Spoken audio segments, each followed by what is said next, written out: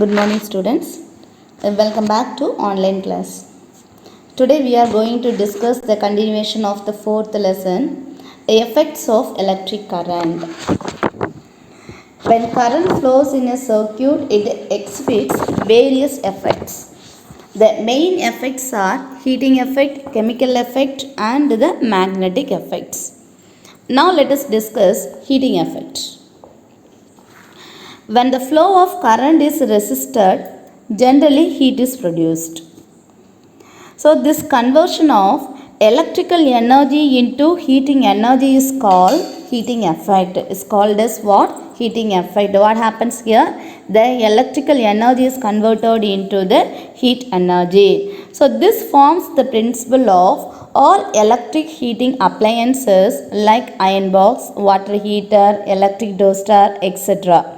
So even connecting wires offers a small resistance to the flow of current. That's why almost all electrical appliances, including the connecting wires, are warm when used in an electric circuit because the electrical energy is converted into the heating energy. So this is taken as a heating effect. Now let us move on to the chemical effect. Already you studied in my 8th standard. Just recall this activity. Let us consider as a beaker. The beaker is filled with copper sulfate solution. So this is taken as a copper sulfate solution. So color of the solution is blue color. That is why it's given as blue color, copper sulfate solution. Now let us consider as a carbon rod. This is taken as a carbon rod. The rod can be taken from the cell. That is only is given by textbook. So this is taken as a carbon rod. Now wind a wire on its upper end. Take a thick copper wire, clean it well and flatten it with a hammer. Immerse both the copper wire. This is taken as a copper wire. Okay. This is a copper wire. This is taken as a copper wire. This is carbon rod. Connect the carbon rod to the negative terminal of an electric cell and copper wire to the positive terminal of the battery. So this is taken as a battery. So two cells are combined. So the combination of one or more cell is called as battery. So this is taken as a battery is connected. Now ensure the copper and the carbon rod do not touch each other but are close enough. Wait and watch.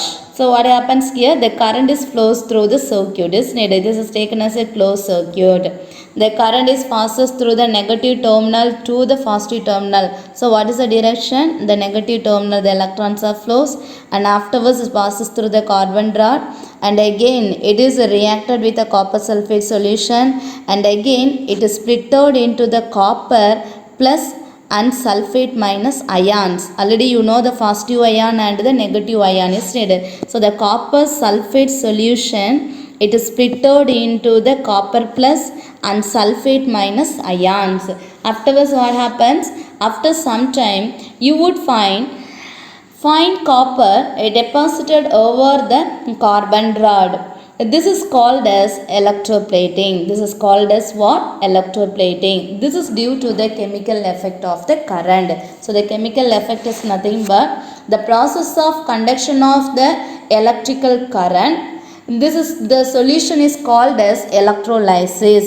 The process or the conduction of the electric current through the solution. So the copper sulfate solution is taken as electrolysis. The solution is taken as what is called electrolysis. The solution through which the electricity passes is called electrolyte. The process is called as electrolysis. The solution is called as electrolyte. The solution is called as what? Electrolyte. So the copper sulfate solution is called as electrolyte. So the current passes through the solution.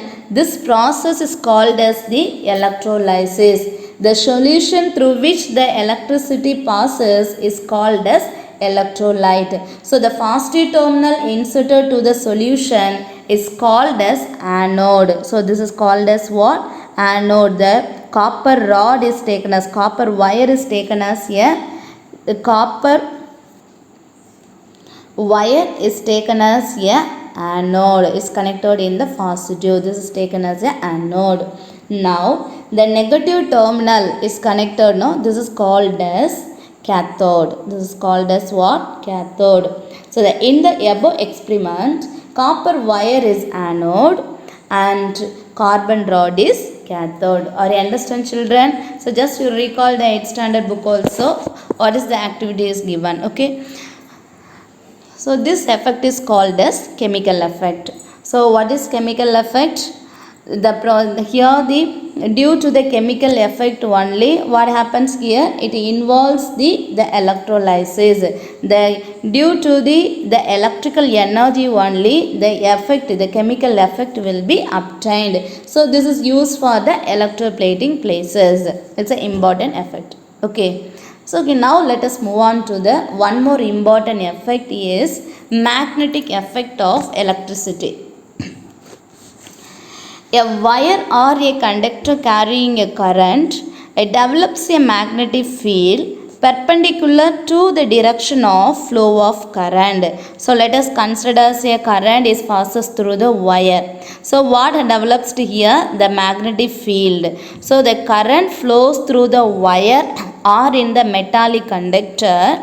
It could able to develop the magnetic field also. So the direction of the magnetic field and to the flow of the electrical current are perpendicular to each other. This is called as magnetic effect of current. Simply we have to say the current flows through the wire, it could able to produces the magnetic field. This effect is called as magnetic effect of current.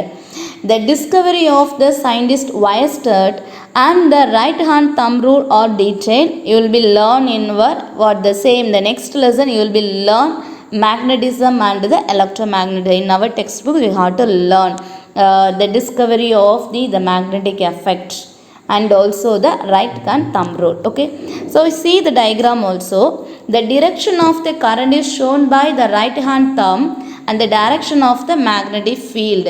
See here, let us consider one wire is hold in our right hand.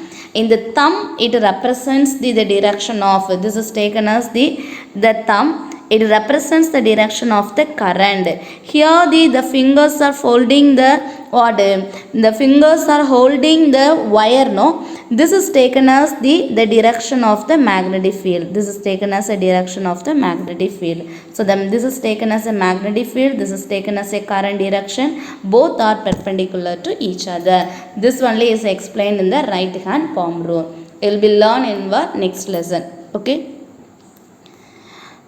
So this is taken as a magnetic effect. I hope students you understand the effects of electric current. The first one is the heating effect, second one is the chemical effect, and third one is the magnetic effect of current. Okay, now let us move on to types of current.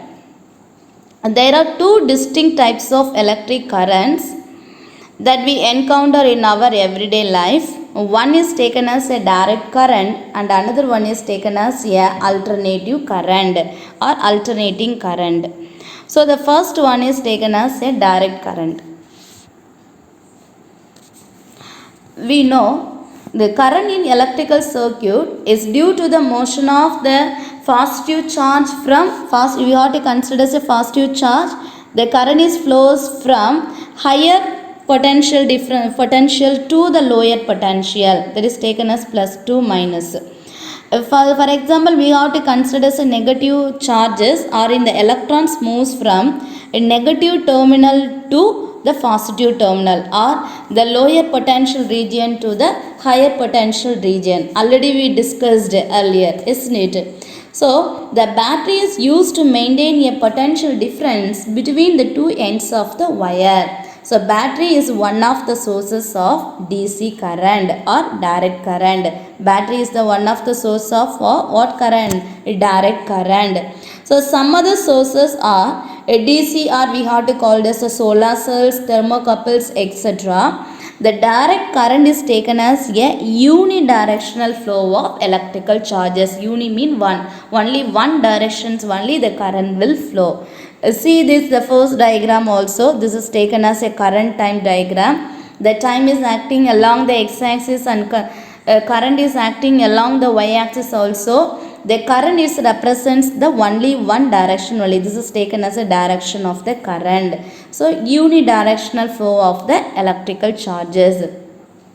Many electronic circuits use direct current. Some examples of the devices which work on DC are cell phones, radio, electric keyboard and electric vehicles, etc. It is worked based on the which current? Direct current only, that is taken as a DC only. Using the DC is converted into the AC. We have to use what? The AC is converted into the DC also. We could able to convert with the help of the adapters or in the chargers.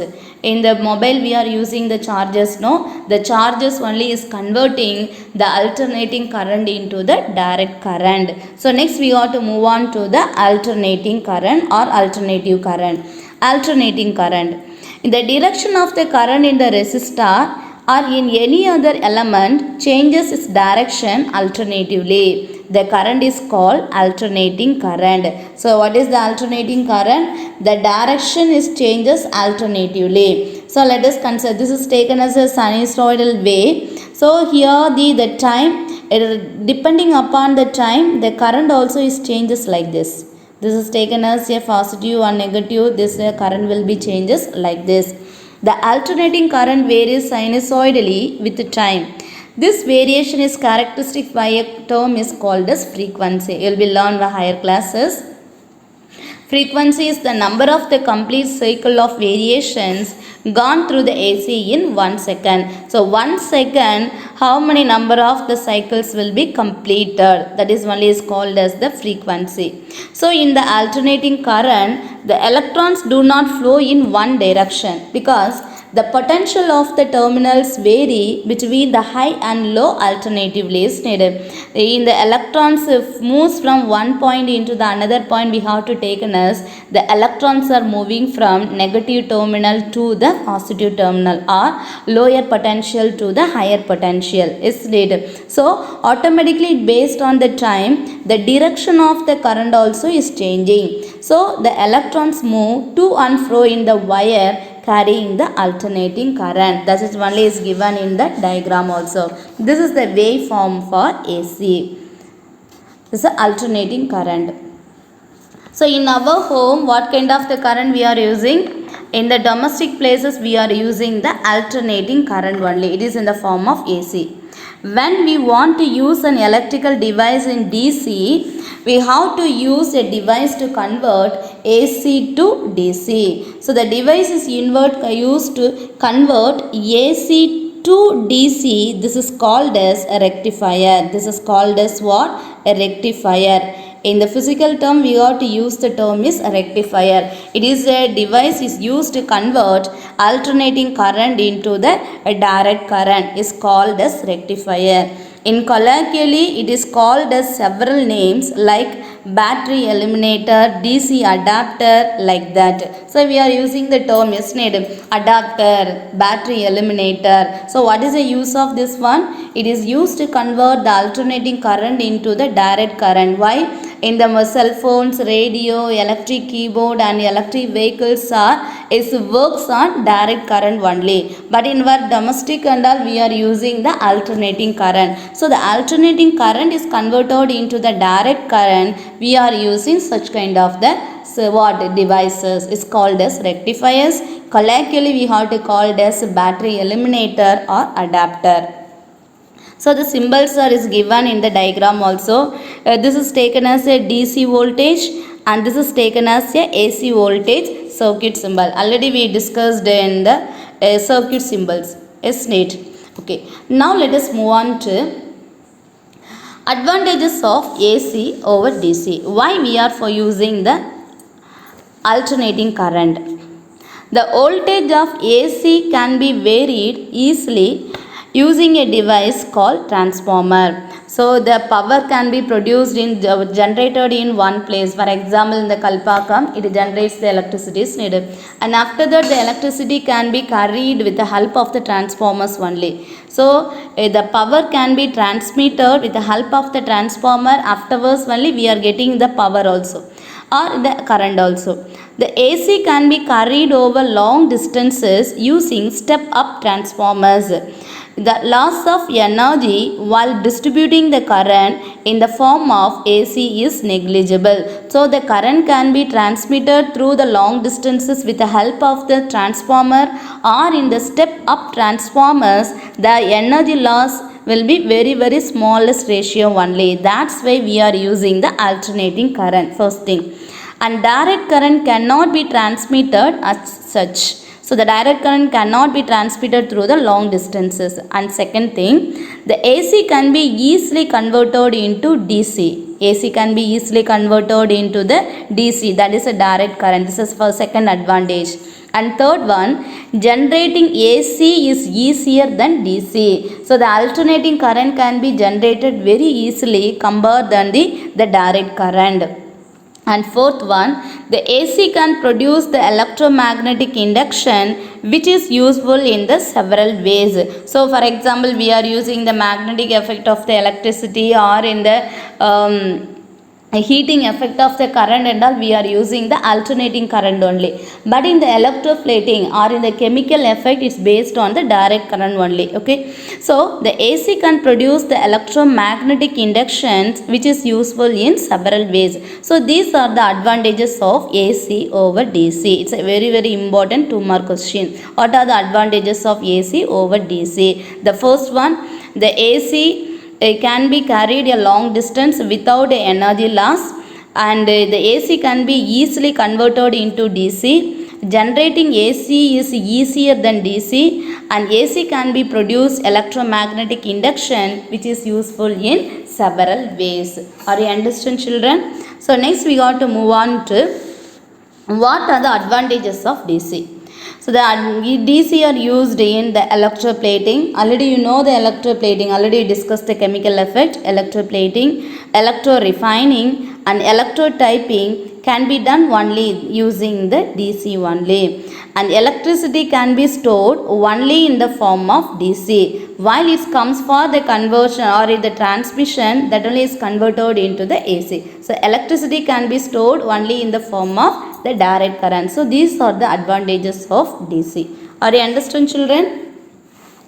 Now let us move on to dangers of electricity and precautions to be taken. So the following are the possible dangers as far as the electric current is concerned. The first one is the damaged insulations. We are using the precautions. What are the precautions while we are using the electric current? First one is the damaged insulations. Do not touch the bare wire. Use safety gloves and stand on the insulating stool or rubber slippers while handling the electricity. Because the insulating stool or the rubber slippers, it acts as a bad conductors. I mean the insulators. It does not conduct the current. Isn't it? So the damaged insulations, the first point. And second one, overload of power sockets. Do not connect too many electrical devices to a single electrical socket. So what happens here, if you are connecting the too many electrical devices is connected in the single electrical socket, it could even causes what? A short circuit. So third one, inappropriate use of electrical appliances. Always use the electrical appliances according to the power rating of the device, like AC point, TV point, micro oven point, like that. So in our home also we have to connect based on this the switches is needed. The AC point, a 3-pin pointer, or in the ordinary 3P point or AC point, TV point, we have to connect the different kinds of the switches. Environment with moisture and dampness. Keep the place where there is electricity out of moisture and wetness, as it will lead to leakage of electric current. So we have to avoid the moisture and also the wetness. And last one, beyond the reach of children. The electrical sockets are to be kept away from the reach of little children who do not know the dangers of electricity. So they don't know the seriousness of the electricity also. So we have to what they kept away from the reach of little children. So these are the precautions to be taken in our home. Are you understand, children? So what and all we discussed in this video? First we discussed the effects of electric current. Second we discussed the types of current. What are the types of current? A direct current and alternating current. And next we discussed what are the advantages of AC over DC. And last we discussed the dangers of electricity and precautions to be taken. Are you understand, children?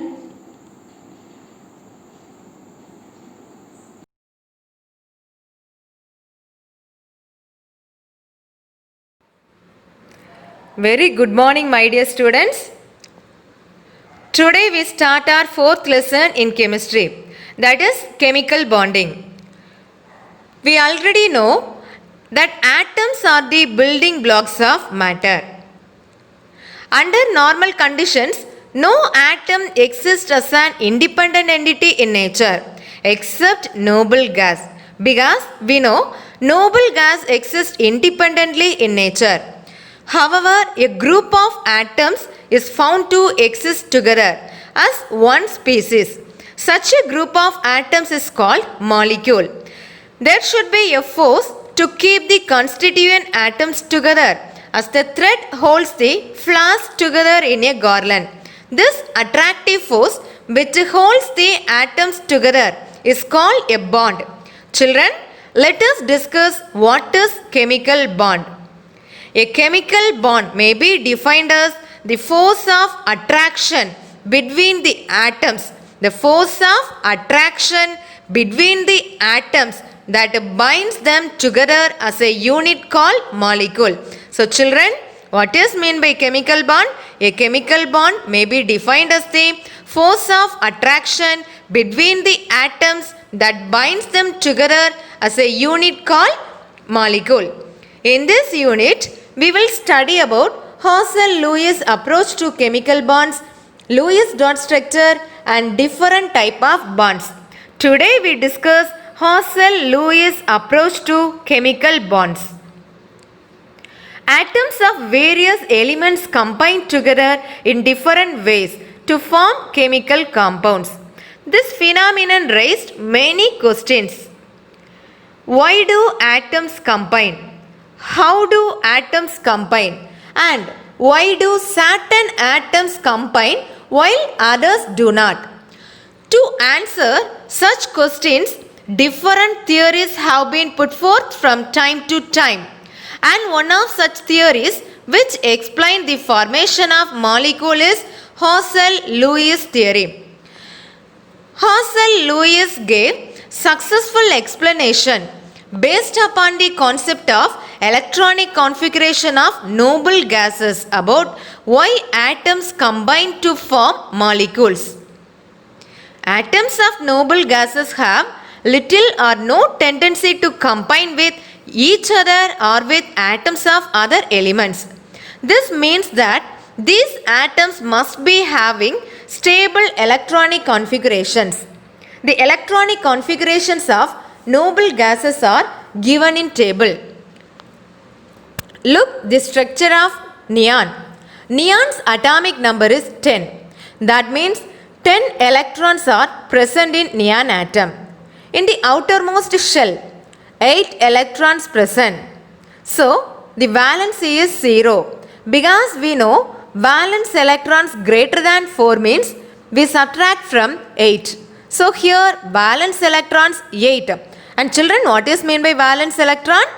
Number of electrons present in the outermost orbit. So here valence electrons 8. So valency 8 minus 8, that is 0. Based on the noble gas electronic configuration, Hausel and Lewis proposed a theory in 1916 to explain chemical combination between atoms. And this theory is known as electronic theory of valence or octet rule.